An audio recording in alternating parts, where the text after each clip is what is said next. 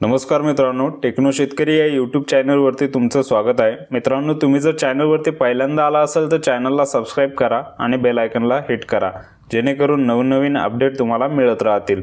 मित्रांनो, आज आपण एक अतिशय महत्त्वाचे आणि खास अपडेट घेऊन आलो आहोत, जे खास करून घरकुल योजनेच्या लाभार्थ्यांसाठी आहे। जर तुम्ही किंवा तुमच्या ओळखीतील कोणी घरकुल योजनेसाठी पात्र होऊ इच्छित असेल तर हा व्हिडिओ तुमच्यासाठी आहे आणि ही माहिती जास्तीत जास्त लोकांपर्यंत पोहोचवा। चला तर मग सुरू करूया। मित्रांनो, प्रधानमंत्री आवास योजना ग्रामीण टप्पा 2 अंतर्गत नवीन घरकुल सर्वे 1 एप्रिल 2025 पासून सुरू झालेला आहे। काही ठिकाणी 2 एप्रिल किंवा एप्रिल महिन्याच्या सुरुवातीला सुरू होईल।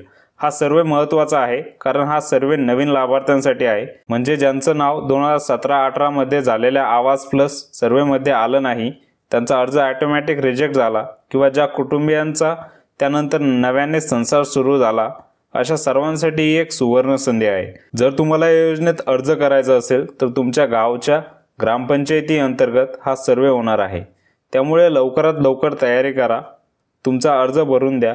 ही संधी सोडू नका, कारण अशा योजना पुन्हा कधी येतील हे सांगता येत नाही। आता प्रश्न असा येतो की अर्ज करण्यासाठी कोणती कागदपत्रे लागणार आहेत। मित्रांनो, ही माहिती नीट समजून घ्या, कारण कागदपत्रे तयार नसतील तर तुमचा अर्ज अडकू शकतो।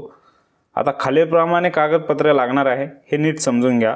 आधार कार्ड, तुमच्याकडे आधार कार्ड असणे गरजेचे आहे आणि लक्षात ठेवा, त्या आधार कार्डला तुमचा मोबाईल नंबर लिंक असावा लागेल, कारण OTP त्यावर येईल। रहिवासी पुरावा, यासाठी तुमच्याकडे रेशन कार्ड, लाईट बिल किंवा रहिवासी दाखला यापैकी एक असावा लागेल। आणि हो, तुम्ही किमान 15 वर्ष महाराष्ट्रात राहत असाल तरच तुम्ही पात्र ठरता। बँक पासबुक, तुमचं बँक खातं असणं गरजेचं आहे, ते DBT डायरेक्ट बेनिफिट ट्रान्सफर यासाठी लिंक असावं। जर तुम्ही ग्रामीण भागातून असाल तर तुमच्याकडे जॉब कार्ड असणे आवश्यक आहे, हे रोजगार हमी योजनेअंतर्गत मिळत असते। तुमच्याकडे जॉब कार्ड नसेल तर कसं काढायचं हे मी पुढे सांगतो। जातीचे प्रमाणपत्र, जर तुम्ही कोणत्याही विशिष्ट जातीच्या गटातून फॉर्म भरत असाल तर जातीचं प्रमाणपत्र असणं आवश्यक आहे। आता या सर्व कागदपत्रांची एक यादी तयार करा आणि सर्वे सुरू होण्याआधीच ही कागदपत्र जमा करून ठेवा। आता ज्यांच्याकडे जॉब कार्ड नाही त्यांच्यासाठी ही माहिती खास आहे। जॉब कार्ड काढणं खूप सोपं आहे। तुमच्या गावातल्या रोजगार सेवकाला भेट द्या आणि सांगा, मला घरकुल योजनेसाठी जॉब कार्ड काढायचं आहे। त्यांना तुमचं आधार कार्ड, बँक पासबुक आणि 2 फोटो द्या। 2 दिवसात तुमचं जॉब कार्ड तयार होईल। हे जॉब कार्ड फक्त घरकुल योजनेसाठीच नाही तर रोजगार हमी योजनेअंतर्गत गावातल्या इतर कामांसाठीही उपयोगी पडेल, म्हणून हे नक्की काढून घ्या। मित्रांनो, ही संधी गमावू नका। जेव्हा तुमच्या गावात सर्वे सुरू होईल तेव्हा लवकरात लवकर तुमचा फॉर्म भरून द्या।